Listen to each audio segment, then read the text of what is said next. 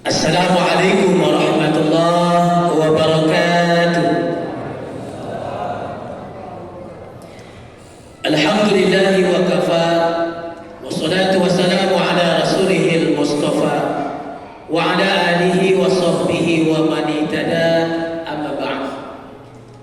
Qala Allah Ta'ala fil Qur'anil Karim, a'udzu billahi minasy syaithanir rajim. Wa nunazzilu minal Qur'ani ma huwa shifaa'un wa rahmatun lil mu'minin wa la yazidu adh-dhalimina illa khasara. Shadaqallahul azim. Alhamdulillah, 17 hari sudah kita lalui, 17 hari sudah kita jalani. Kita harus yakin bahwa 17 hari yang kita jalani ini semuanya bernilai ibadah di sisi Allah Subhanahu wa taala. Karena kalau kita pesimis, pasti kita dalam melakukannya ada keraguan. Apakah puasa saya diterima? Apakah amalan saya cukup? Apakah dosa-dosa saya sudah diampuni? Kalau kita pesimis, besok pasti kita tidak akan semangat melakukan ibadah. Tapi kita harus optimis. Selama yang kita lakukan semuanya sesuai dengan tuntunan Allah dan Rasulnya, selama yang kita lakukan semuanya tidak melanggar dari aturan Allah dan Rasulnya, maka insya Allah pahala akan terkumpul dan dosa akan terampuni. 17 hari itu terhitung kalau kita mulai puasanya 1 Maret. Karena kita di Aceh ini ada 4 kelompok. Kelompok pertama yang mulai puasa 27 Februari, hari Kamis. Itu di Nagan Raya.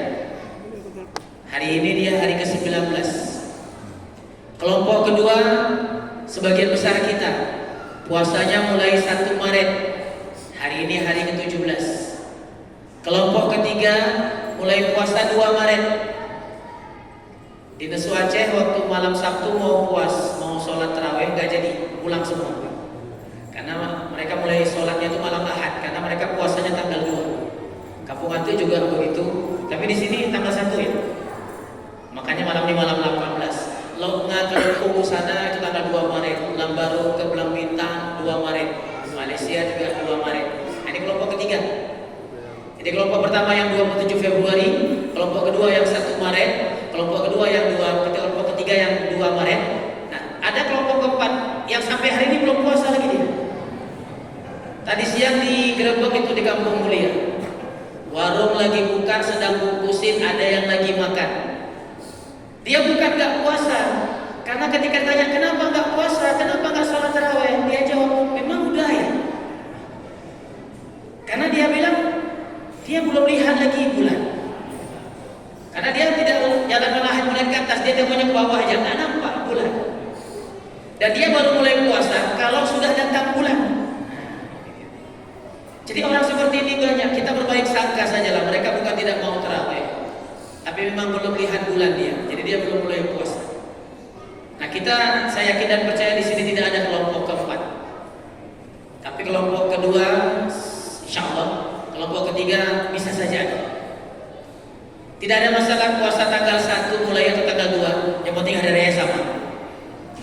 Karena banyak orang kita puasanya beda, tapi waktu hari raya bisa sama. Nah ini yang luar biasa. Yang jelas puasa ini tidak mungkin 28 hari, tidak mungkin juga 31 hari. Kalau tidak 29, 30. Alhamdulillah, hari ke-17 ini sudah kita lalui. Malam ini kita memperingati malam nuzulul Quran. Karena ada yang mengatakan Quran itu nuzul Quran terjadi di tanggal 16 malam 17. Ada yang bilang di tanggal 17 malam 18. Kalau kita lihat ayat inna anzalnahu fi lailatul qadar, sesungguhnya Allah menurunkan Al-Quran itu di malam Lailatul Qadar. Nah berarti nunggu malam 10 malam terakhir. Ini kita khawatir nanti di malam 10 malam terakhir orang berkelahi lagi nih. Ini malam ini ganjil nih kayaknya Lailatul Qadar. Kata kelompok ketiga tadi, enggak, malam ini genap. Kata mereka malam ini ganjil, kata kita enggak, malam ini genap. Inilah yang terjadi hari ini. Yang malam ganjil, malam genap ribut, yang 8 dengan 20 ribu.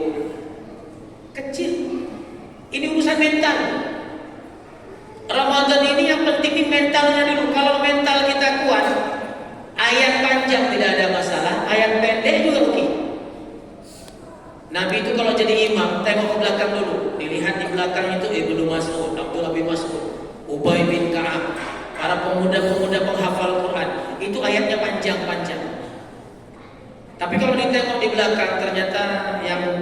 di belakang itu kebanyakan yang sudah tua, yang sudah mulai lemah. Nah, itu ayatnya pendek-pendek. Tadi saya perhatikan tadi Pak Imam nggak panjang-panjang ayatnya pendek. Mungkin setelah tengok ke belakang tua semua di belakang Pak Imam. Makanya nggak panjang-panjang ayatnya. Kalau orang siap mental, mau panjang boleh, pendek nggak ada masalah. 8 dia ikut, 20 dia kerjakan. Kalau siap mental. Yang kita susahnya yang datang kemari orang kesasar.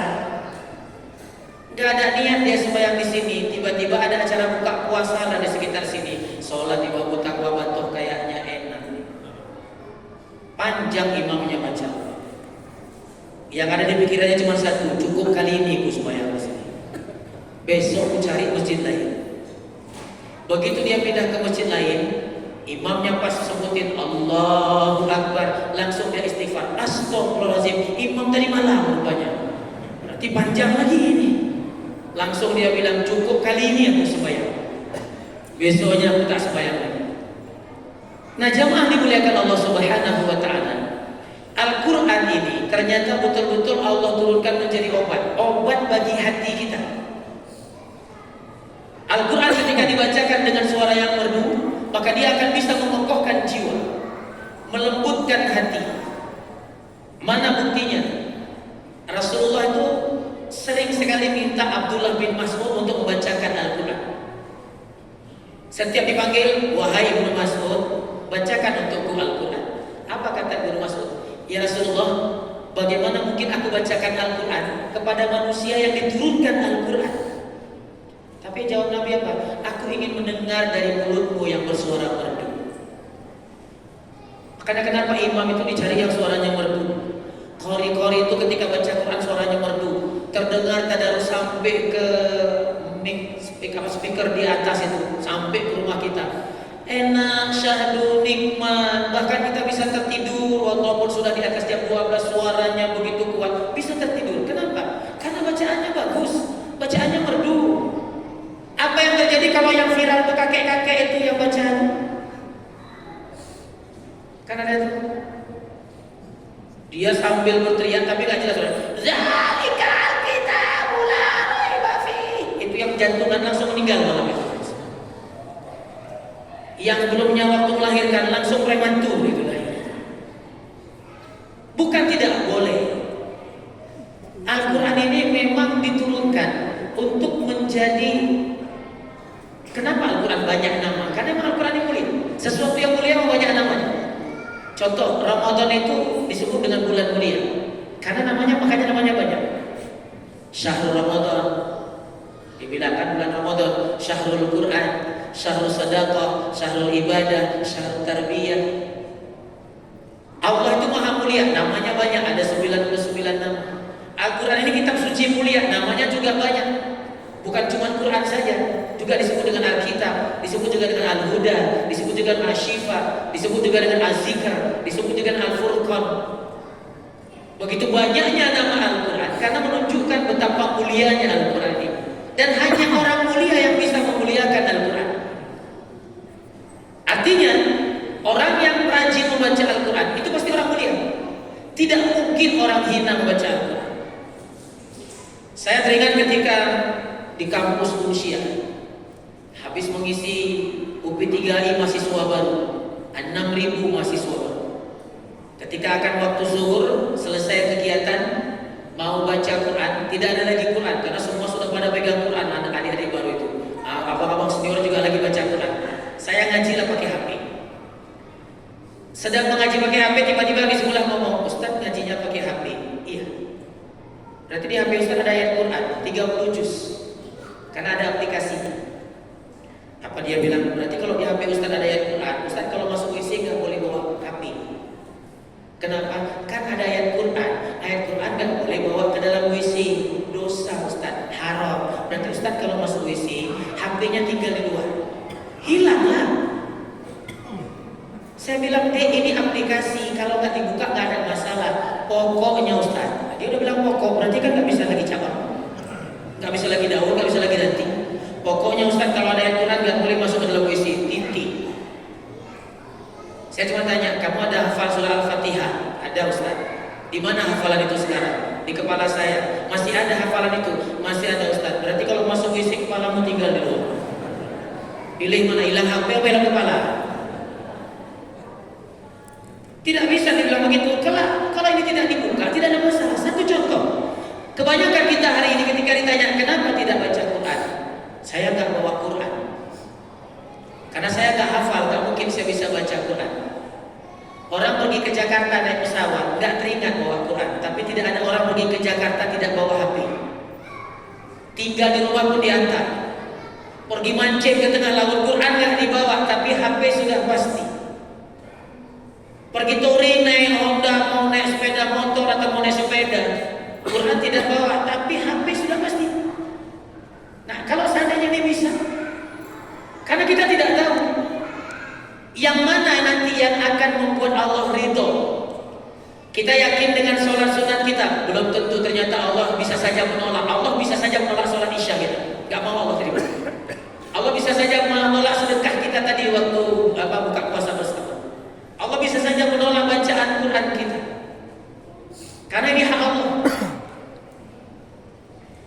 Makanya kita jangan memikirkan yang besar-besar, yang banyak-banyak. Kita lupa dengan yang sedikit. Satu contoh, Lailatul Qadar itu terjadi katanya di malam ganjil. Karena kita tidak yakin malam ganjil yang mana, kita ambil sajalah mau malam genap, malam ganjil, pokoknya tiap malam kita ibadah. Tarawih tidak tinggal. Oh, terbangun jam 4 pagi untuk sahur, jangan langsung makan sahur, ambil wudu, sholat 2 rakaat tahajud. Gak usah mikirkan 8 rakaat, ini orang hebat. Kita ambil yang ringan sajalah, 2 rakaat. Qadarullah terjadi. Malam itu Lailatul Qadar. Berarti kita sedang sholat 83 tahun. Kita baca Quran walaupun cuma 1 halaman, berapalah 1 halaman? Oh, terbata-bata adalah 20 menit. Lancar, gak sampai 5 menit. Malam itu Lailatul Qadar, maka kita baca Qurannya selama 83 tahun. Zikir kita gak sanggup yang banyak-banyak sampai 1000 kali, 33 kali. Nabi mengatakan ada satu kalimat, satu zikir yang ringan di lisan, berat di timbangan, tapi Allah suka. Apa itu? Subhanallah bihamdihi, subhanallahil azim. 1 menit aja. Kau usah banyak-banyak, 1 menit. Subhanallah bihamdihi, subhanallahil azim, subhanallah bihamdihi, subhanallahil azim. 20 kali ada, atau 30 kali lah kita bilang. 1 menit. Saat itu Lailatul Qadar, maka kita sudah berzikir selama 83 tahun. Apa yang terjadi kalau malam itu kita main slot? Berarti main slotnya 83 tahun. Malam itu main batu, berarti main batunya 83 tahun. Pahalanya dikalikan 83 tahun, ternyata dosanya juga dihitung 83 tahun. Siapa yang sanggup berpikir sampai ke situ? Kita kadang-kadang menganggap enteng. Anak cuma main selot aja, anak cuma main batu aja. Kita tidak tahu saat itu apa yang terjadi. Nah, makanya jamaah dimuliakan Allah, kesempatan kita untuk membaca Al-Quran ini ada di bulan Ramadan. Kesempatan kita untuk mengkhatamkan Al-Quran itu ada di bulan Ramadan. Kalau di bulan Ramadan saja kita tidak sanggup, yakin di luar bulan Ramadan mampu. Ibu-ibu ini betul-betul ras terkuat di muka bumi. Saya ketika ceramah satu tempat di sini sudah berapa kali khatam bapak-bapak. Kita biasa Ustaz malam ke-27 khatamnya 1 kali. Tapi ibu-ibu di sebuah tempat, saya nggak usah sebutin nanti nggak enak. Hari ke-6 sudah khatam sekali. 1 hari 5 juz. Saya aja takjub ketika saya tanya kok bisa Bu 6 hari khatam, saya 6 hari baru masuk juz 15. Ibu ini udah khatam, berarti kan level ibu ini di atas ustaz lagi. Semangatnya luar biasa. Apa mereka bilang, Ustaz, kami yang ngaji kan rame, kalau bikin satu kelompok lama kali kebagian, bosan kami nunggunya. Jadi kami bikinlah 5 kelompok. Terus cara ngajinya, kelompok 1 juz 1, kelompok 2 juz 2, kelompok 3 juz 3, kelompok 5 juz 5, 1 hari 5 juz, 6 hari khatam. Oh gitu? Iya. Saya tanya, kenapa ibu gak bikin 30 kelompok? Berarti tiap hari khatam. Tapi inilah luar biasa.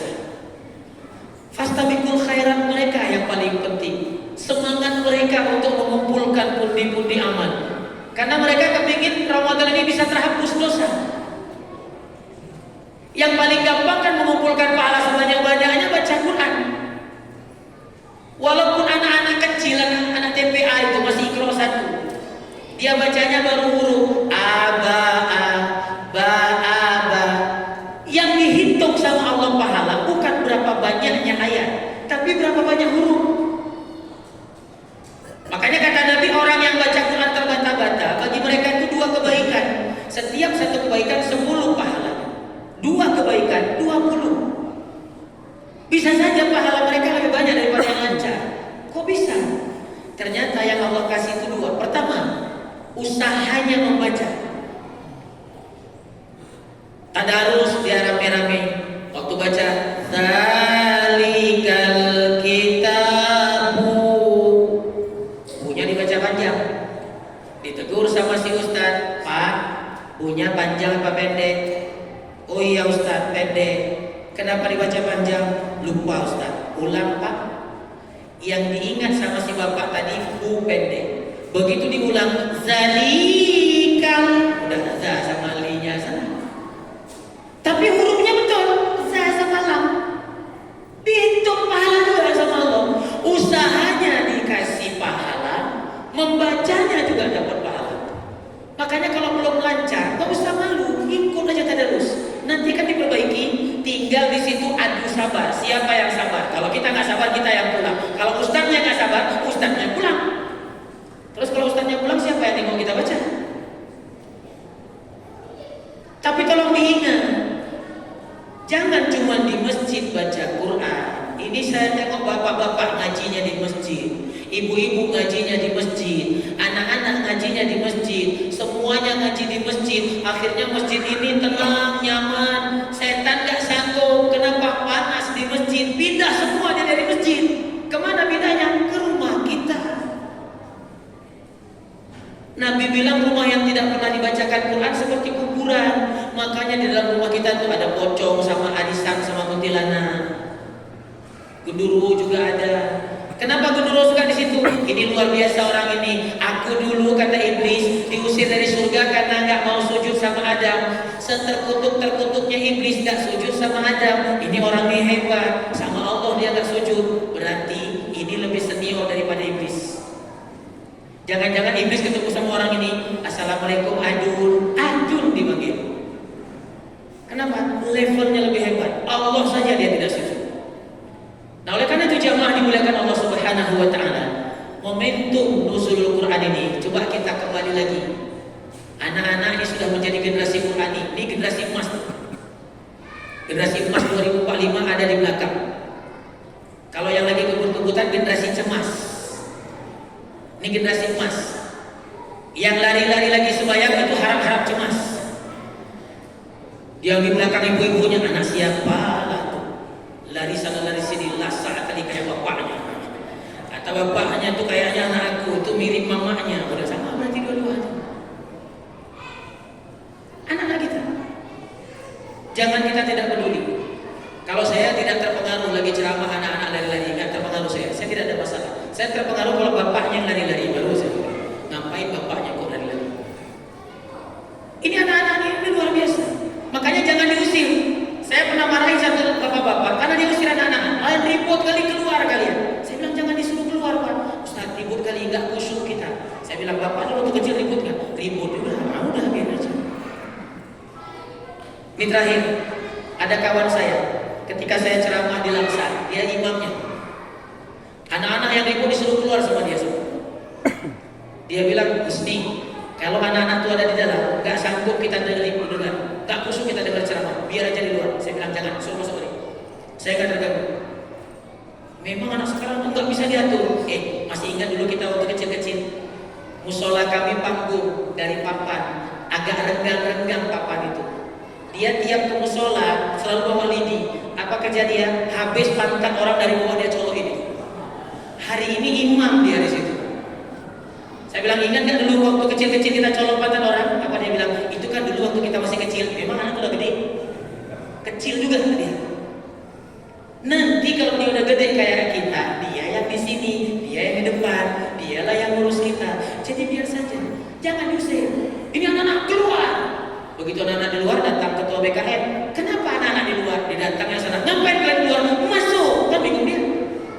Tadi di dalam suruh keluar, ini di luar disuruh masuk. Memang orang dalam itu pening semua, udah pening semua kita dibilang. Biarkan saja. Satu dua ada yang dia dengar, lagi tulis pun dia. Kenapa dia rajin hari ini? Karena ada yang diteken nanti. Kalau nggak ada tamu nggak ada. Biarin. Ini wasilah, ini kesempatan. Inilah yang membuat dia nanti tertarik dengan rumah Allah. Inilah yang membuat dia nanti tertarik dengan Al-Quran, sehingga dia betul-betul bisa menjadi generasi-generasi Quran yang dia akan menyelamatkan kita orang tuanya ini daripada azabnya Allah Subhanahu wa taala. Jamaah dimuliakan Allah, Al-Quran yang kita pelajari, Al-Quran yang kita baca, nanti insya Allah akan memberikan syafaatnya di hari kiamat. Iqra'ul Quran fa innahu ya'ti yaumil qiyamah syafi'an li ashabi. Bacalah oleh kalian Al-Quran, karena nanti di hari kiamat Al-Quran akan memberikan syafaatnya kepada kita semua. Saya tidak berani lama-lama, karena kita 23 rakaat. Jangan sampai lama saya ceramah, tiba-tiba lama pulang ditanya sama istri di rumah, kok lama kali pulang bang? Gak tahu tuh ustadznya, lama kali ceramah, soli dia. Udah hati-hati, jangan sampai nanti saya dibilang sombong kali. Mudah-mudahan ada manfaatnya. Hadanallahu wa iyyakum ajmain. Assalamualaikum warahmatullahi wabarakatuh.